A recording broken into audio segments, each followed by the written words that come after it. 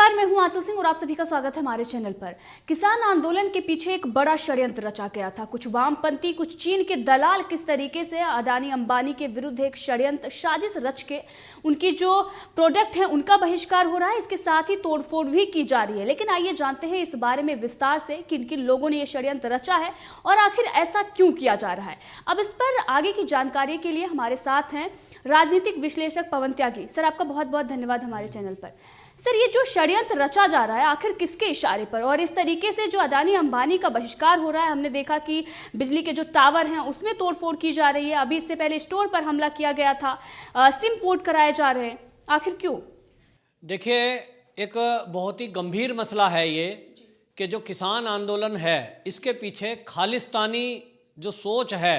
जो खालिस्तानी मूवमेंट हमारे देश में एक बार पीक पर था और वो बंद इंदिरा गांधी के शहादत के साथ हुआ। इतनी बड़ी हमारे देश ने कुर्बानी दी कि एक प्रधानमंत्री उसी आंदोलन के कारण गए। आज उस मूवमेंट को पाकिस्तान दोबारा से खड़ा करना चाहता है, क्योंकि उसकी मंशा ये है कि भारत का जो सदन में दिया गया अमित शाह का बयान है कि पीओके भारत का अभिन्न अंग है, हम इसको लेके रहेंगे, तो वो सोचता है कि भारत से सीधे सीधे मुकाबला करना संभव नहीं है और इसलिए अप्रत्यक्ष रूप से पीछे से वो ये मूवमेंट को सपोर्ट करके और भारत में डिस्टरबेंस पैदा करना चाहता है। और इसलिए शुरुआती दिनों में जब ये पंजाब से आंदोलन शुरू हुआ तो वहाँ खालिस्तानी जिंदाबाद के नारे लगे, वहाँ पाकिस्तान जिंदाबाद के नारे लगे, वहाँ मोदी को मार देने तक की बात हुई, वहाँ इंदिरा गांधी की हत्या हमने की है उसको टपका दिया, अब तुमको कर देंगे, इस तरह की बातों के खुलासे हुए, वीडियो सामने आए। और अब आपको बताऊं कि अभी हाल ही में ब्रिटिश की संसद के अंदर वहाँ जो सिख सांसद है उन्होंने ये मुद्दा उठाया कि भारत के अंदर जो किसान आंदोलन चल रहा है, भारत की सरकार किसानों का शोषण कर रही है और जबरदस्ती वहाँ उनकी जमीनें छीनने की साजिश की जा रही है और उद्योगपतियों को मदद करने की कोशिश की जा रही है। इस बयान के बाद ब्रिटिश जो सरकार है, वहाँ के जो प्रधानमंत्री हैं बोरिस जॉनसन, उन्होंने ब्रिटेन की सबसे सर्वोत्तम इंटेलिजेंस संस्था वो MI इंटेलिजेंस है, उसको ये ऑर्डर दिया कि आप इस मूवमेंट के बारे में खोज खबर करिए। जो ये सिख MP ने यहाँ कहा है सदन के अंदर, इसकी सच्चाई क्या है, तब हम इसके बारे में कुछ उद्बोधन करेंगे। और इसके बारे में MI इंटेलिजेंस ने जांच की बाकायदा कि ये जो सिख आंदोलन, जो खालिस्तानी आंदोलन जिसको कहा जा रहा है, ये किसान आंदोलन जिसको कहा जा रहा है, इसकी सच्चाई क्या है। तो आपको बताऊं कि चौंकाने वाला तथ्य सामने आया, और ये भारत की इंटेलिजेंस की इनपुट नहीं है, वो अभी अपने तरीके से अलग कर रही है। उसको तो ये लोग कह सकते हैं कि मोदी सरकार ने ये रिपोर्ट प्रस्तुत कराई है, वो रिपोर्ट नहीं आई है। हालांकि हमें ध्यान रखना चाहिए कि दिल्ली के अंदर से पिछले दिनों 3 आतंकवादी पकड़े गए थे और अब 2 दिन पहले ही एक आतंकवादी खालिस्तानी फिर से पकड़ा गया है एयरपोर्ट से।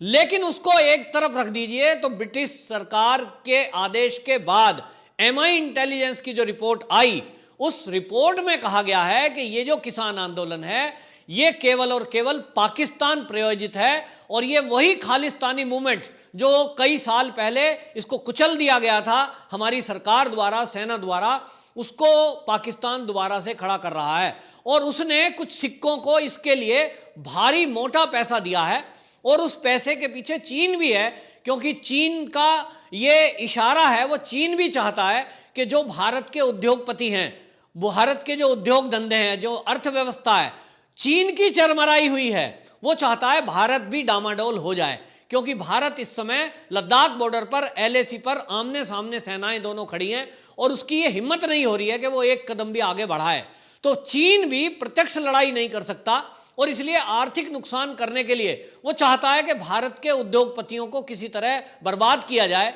और उसकी शुरुआत भी ये खालिस्तानी मूवमेंट चलाने वाले लोगों के द्वारा पंजाब से शुरुआत उसने की है और इसलिए ऐसी कुछ वीडियो और फोटोज आई हैं। नवा शहर, वहाँ एक शहर है, वहाँ पर कुछ जियो टावर्स के कनेक्शन वहाँ के लोकल लोगों ने कुल्हाड़ी लेकर के काटते हुए फोटो दी है। और आपको बताऊं कि इसमें एक बहुत बड़ा ग्रुप IT सेल का काम कर रहा है। फेसबुक पर, सोशल मीडिया पर कई सारे फेक अकाउंट बनाकर लगभग 5000 अकाउंट उसमें बनाए गए हैं फेसबुक के ऊपर 8 करोड़ पश्चिमांचल ऐसे करके उसका कुछ नाम दिया है, अलग अलग नामों से वो अकाउंट है इंस्टाग्राम पर और फेसबुक पर, ट्विटर पर, और दिन रात उनका एक ही काम है कि किस तरह से भारत के उद्योगपतियों को इस किसान आंदोलन से जोड़ के किसानों को भड़काएं। आपको एक उदाहरण दूंगा कि एक स्टोरेज करने के लिए जियो को भारत सरकार पहले ही कह चुकी है, और ये कांग्रेस सरकार ने, वो भी कांग्रेस के टाइम में, पंजाब के अंदर अडानी ग्रुप को ये काम दिया कि जो एफसीआई के गोदाम है उसके अंदर गेहूं के रख रखाव का काम, स्टोरेज का काम उसको दिया गया। लेकिन वहां की कुछ फोटो खींच ली कुछ किसानों ने, और ये खालिस्तानी मूवमेंट वालों ने उसको ये कह के बदनाम किया कि देखिए ये जो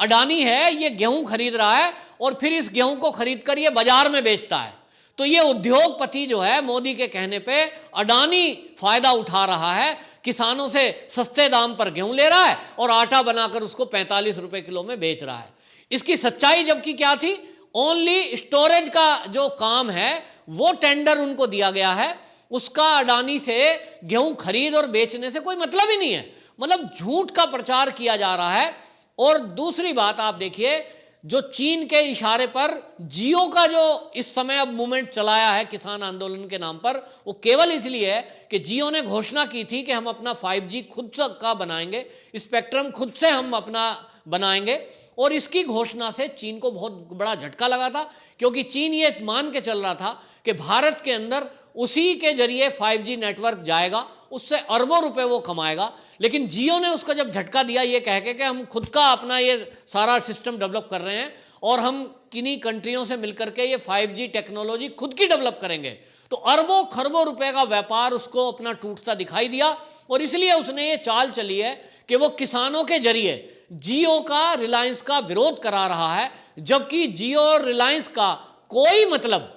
इस किसान के फसल के खरीदने या उसको बेचने से कोई मतलब नहीं है। जियो के फर्जी वो बना दिए गए लिफाफे, उसमें गेहूं भरते हुए और कह रहे हैं ये जो गेहूं खरीद के और अब गेहूं बेचेगा। तो ये एक साजिश चीन और पाकिस्तान के कहने पर चल रही है, जिसका खुलासा ब्रिटेन की संसद में हुआ। वहां के प्रधानमंत्री ने बयान दिया, और उस प्रधानमंत्री का बयान है जी, वहां की संसद में उन्होंने लिखा कि ये जो हो रहा है यहाँ, ये पूरा आंदोलन पाकिस्तान की मदद से खालिस्तान चला रहा है, और इसके पीछे की जो मंशा है वो मोदी सरकार को अस्थिर करने की है। मतलब इतनी बड़ी साजिश है कि ये मोदी सरकार को गिराने की साजिश है, क्योंकि वो समझते हैं कि मोदी सरकार अगर रहेगी तो कम से कम चीन और पाकिस्तान की नाक में नकेल डाल के रहेगी। उनकी एक भी चाल यहां चलने वाली नहीं है। आतंकवाद को बिल्कुल खत्म कर दिया है, और इसलिए अब उनके पास कोई रास्ता बचा नहीं है। और इसमें यह भी बात आपको ध्यान है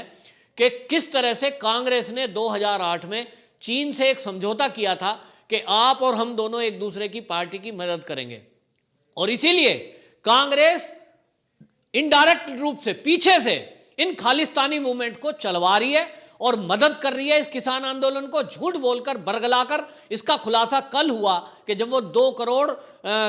सिग्नेचर बताकर किसानों के लेकर गए, जिसमें ना कोई टेलीफोन ना कुछ सिग्नेचर, केवल अंगूठे लगे हुए थे। इसका मतलब तो राहुल गांधी ये बताना चाह रहे हैं देश को कि हमारे देश का किसान बिल्कुल अनपढ़ है, अंगूठा टेक है, उसको सिग्नेचर करने भी नहीं आते और उनके पास फोन नंबर भी नहीं है, जो कि एक बहुत बड़ा झूठ है। तो इसी राहुल गांधी ने धमकी देते हुए पत्रकारों को यह कहा था, जब बोल रहे थे स्टेटमेंट में, कि अगर तो सरकार बिल वापस ले ले वरना तो पूरे देश को भुगतना पड़ेगा। इस तरह की लैंग्वेज ये जो बोल रहे हैं, ये किसके इशारे पर बोल रहे हैं? तो कांग्रेस की साजिश का भी खुलासा हुआ है कि कांग्रेस भी चीन को लाभ पहुंचाने के लिए इस मूवमेंट में ये किसानों को भड़काने में लगी है, जिसका खुलासा आज मोदी जी ने अपने भाषण में भी किया था। तो आज के मोदी जी के उद्बोधन में भी उसका खुलासा करते हुए मोदी जी ने कहा कि देखिए, ये जो किसान आंदोलन है इनको बरगलाया गया, और शुरुआत में इन्होंने कहा था कि हमें एमएसपी पे गारंटी चाहिए। हमने कहा हम एमएसपी पे गारंटी देंगे। फिर कहा साहब मंडियां खत्म हो जाएंगी, इस पे हमें गारंटी दो। हमने कहा हम लिख के दे सकते हैं, मंडियां खत्म नहीं होंगी।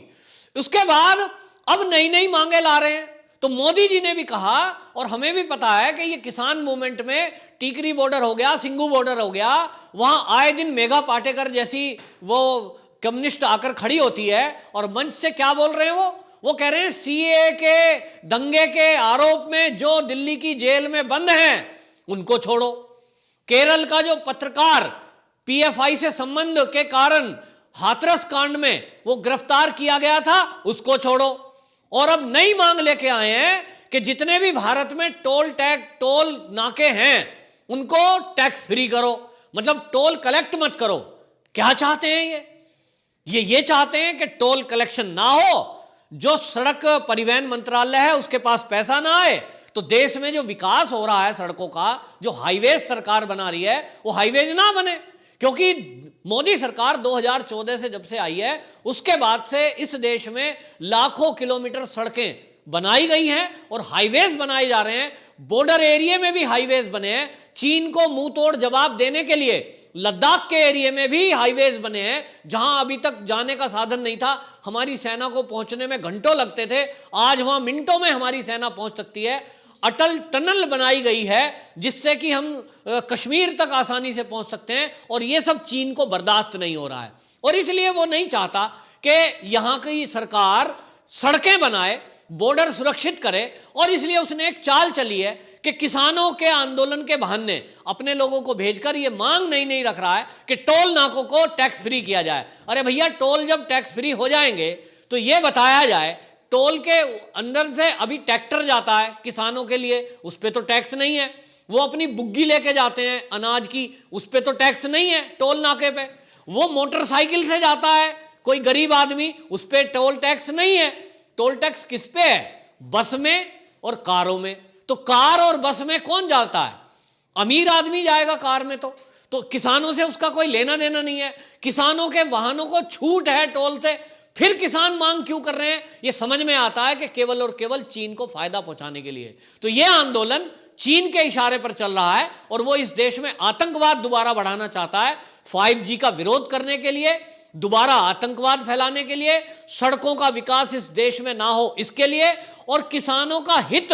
क्योंकि इन तीनों बिलों से है, जैसा कि मोदी जी ने भी समझाया कि किसान अगर बीमा कराएंगे तो एक 2500 की एक मुश्त उन्होंने एक साल की प्रीमियम देने पर उनको 45,000 रुपया मिल रहा है अगर किसी की फसल नुकसान हो जाती है। तो ये किसानों के हित के मुद्दे हैं, इसको लेकर किसानों को भड़काया जा रहा है, और इसलिए ये बहुत बड़ी साजिश चीन और पाकिस्तान के इशारे पर है। इसको देश को समझना होगा, देश के किसानों को समझना होगा। जी, आपका बहुत बहुत धन्यवाद हमसे जुड़ने के लिए।